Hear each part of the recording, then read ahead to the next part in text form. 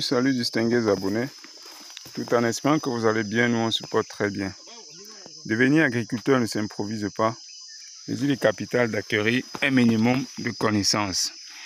Si vous êtes nouveau sur la chaîne, ici on parle agriculture, on parle apiculture, on parle agroforesterie. Nous vous donnons des astuces pour réussir dans vos différents projets agro-silvo-pastoral.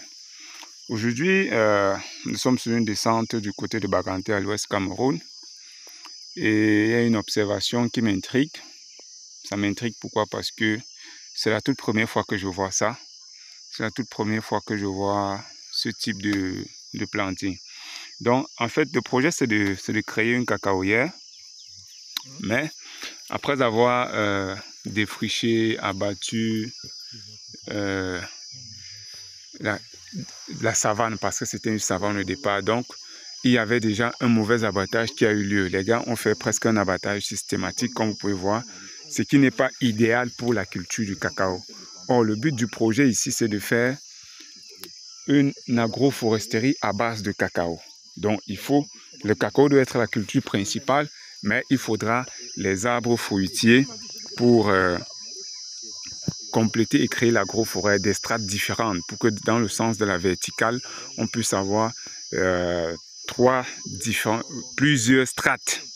C'est comme ça qu'on dit. Et donc voilà, déjà, avec le mauvais abattage qui a eu lieu, on n'avait pas le choix. Les gars n'avaient pas le choix, ils ont planté. Mais quand j'arrive déjà pour évaluer le site, je me rends compte que les gars ont planté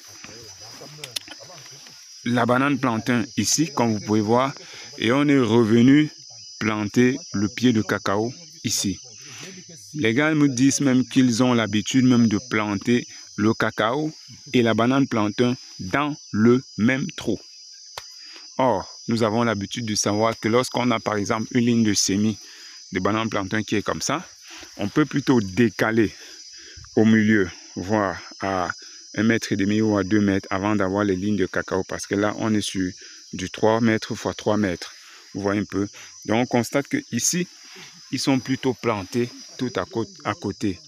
Et dans leurs explications, ils nous font comprendre que c'est pour que la banane plantain joue le rôle d'ombrière sur notre pied de cacao.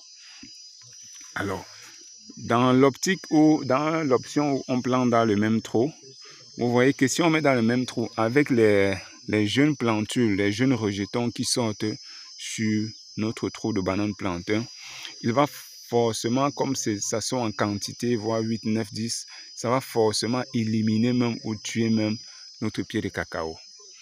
Certains disent que ça marche très bien, mais jusqu'à présent, j'ai demandé à voir un champ d'une cacaoyère où on a fait ce type de planting, ça a marché, personne ne m'a encore montré. C'est facile de planter comme ça, mais attendre 2-3 ans pour venir voir les pieds de cacao, là, je doute fort. Là, maintenant, ils viennent planter à moins de 50 mètres. On te dit la banane plantain va jouer le rôle d'ombrière. Or,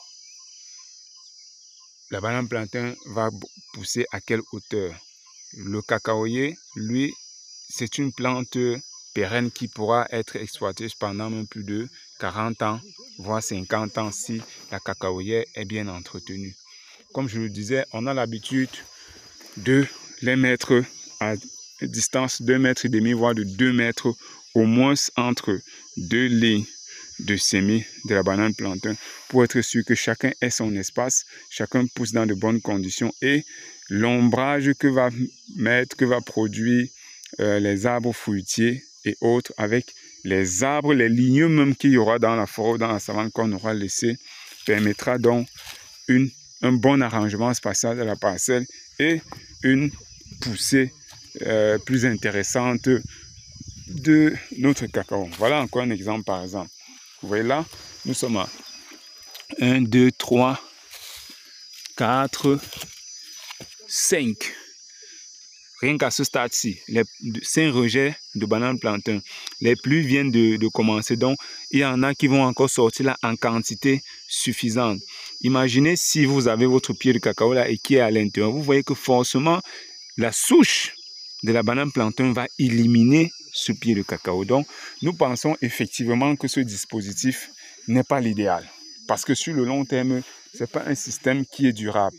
Ce qu'il faut plutôt faire, c'est que lorsque vous êtes en train de faire la mise en œuvre et que vous êtes en zone de savane, où on sait qu'avec les changements climatiques, il y a une sécheresse qui est également accrue, il y a des vagues de chaleur qui ne cessent d'augmenter.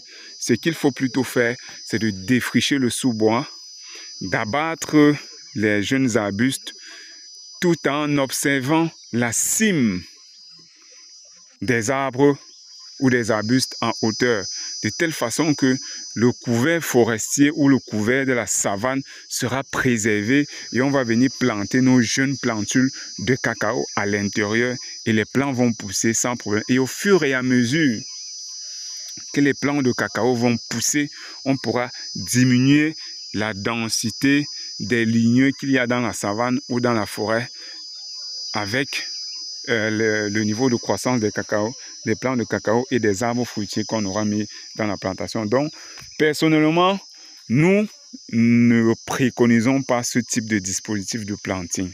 Je le répète, nous ne le préconisons pas. Si vous aussi, vous avez déjà eu à faire ceci et qu'il y ait des résultats, n'hésitez pas à partager avec vous, de nous mettre en commentaire ou de nous partager via un extrait de vidéo via le numéro qui s'affiche sur votre écran sur WhatsApp. Parce que, bon, on dit, nul ne possède le monopole de la connaissance.